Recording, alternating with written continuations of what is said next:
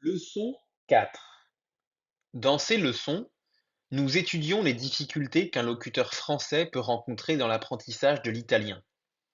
Aujourd'hui, nous étudions les erreurs fréquentes dans la concordance des temps, les erreurs fréquentes dans la compréhension et l'utilisation du subjonctif, congiuntivo,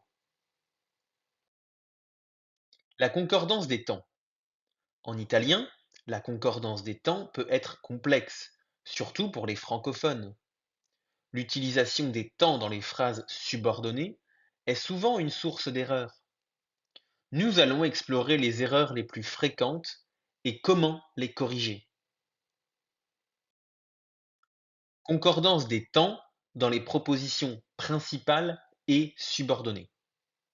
En italien, la concordance des temps suit des règles strictes, selon le temps utilisé dans la proposition principale. Exemple. Proposition principale, credo che, je crois que. Proposition subordonnée, andrà bene, ça ira bien. Erreur fréquente, utiliser le présent au lieu du futur dans la subordonnée. Credo che va bene. Utilisation incorrecte du passé simple avec le présent.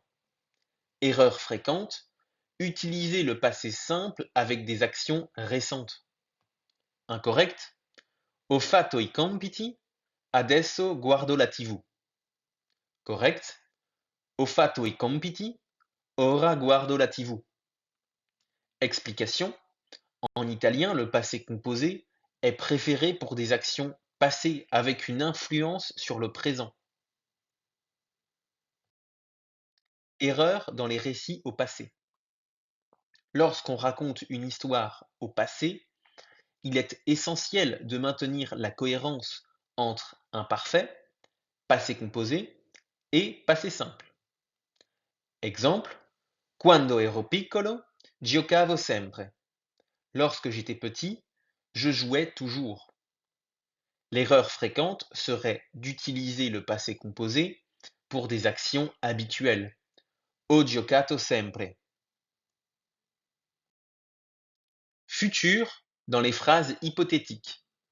Dans les phrases hypothétiques, le futur est souvent mal employé. Exemple correct. Se lo vedrò, glielo dirò. Si je le vois, je lui dirai. Erreur fréquente, utiliser le présent à la place du futur. Se lo vedo, glielo dico. Concordance des temps avec le conditionnel. L'utilisation du conditionnel est une autre source fréquente d'erreurs. Exemple correct. Se avessi il tempo, lo farei. Si j'avais le temps, je le ferais. L'erreur serait de mélanger le conditionnel et l'indicatif. Se avevo tempo, lo faccio. Erreur dans la concordance passé composé imparfait. L'imparfait décrit une action continue dans le passé, tandis que le passé composé décrit une action ponctuelle. Erreur fréquente, confondre les deux. Incorrect. Stavo mangiando quando ha suonato.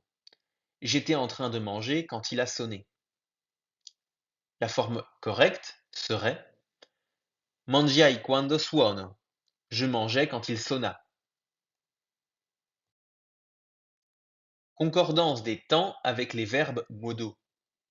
Les verbes modaux, potere, volere, dovere, présentent des difficultés dans les phrases subordonnées. L'erreur fréquente serait de mélanger les temps dans les subordonnés. L'exemple correct serait credevo che potessi venire. Je croyais que tu pourrais venir. Récapitulatif.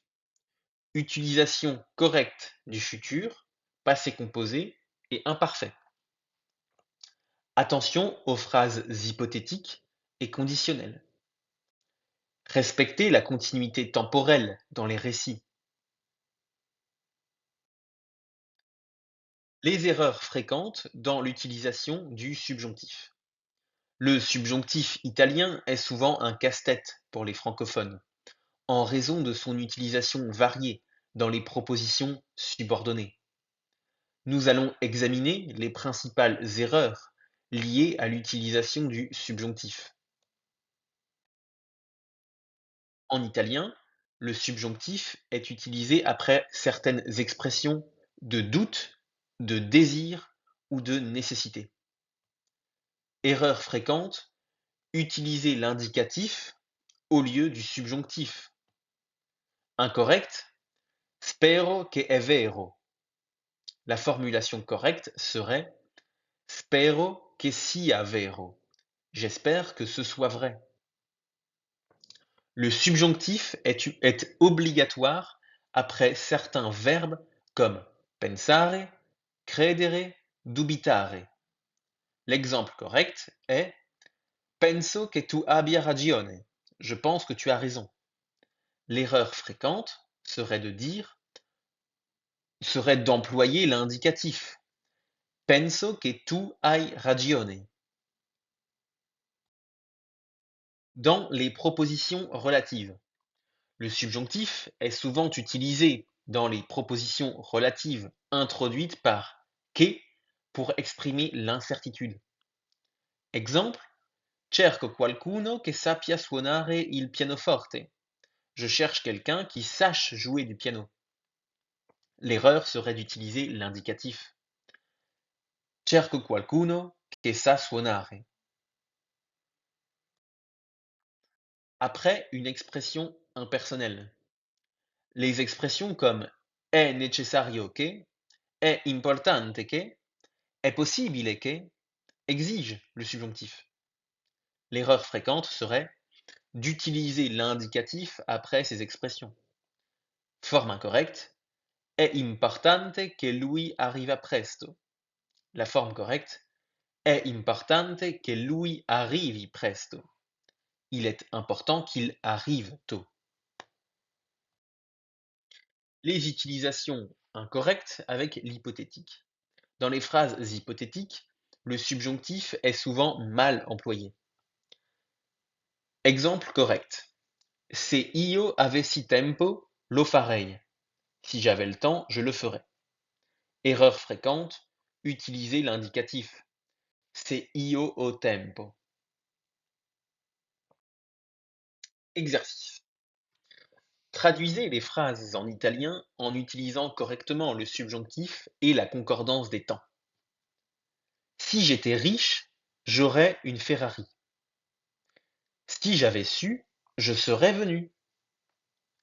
Il est possible qu'il ait oublié. Je pense qu'il est ici. Les réponses attendues sont les suivantes. Se fossi ricco, avrei una Ferrari. Se l'avessi saputo, sarei venuto. È possibile che l'abbia dimenticato. Penso che sia qui.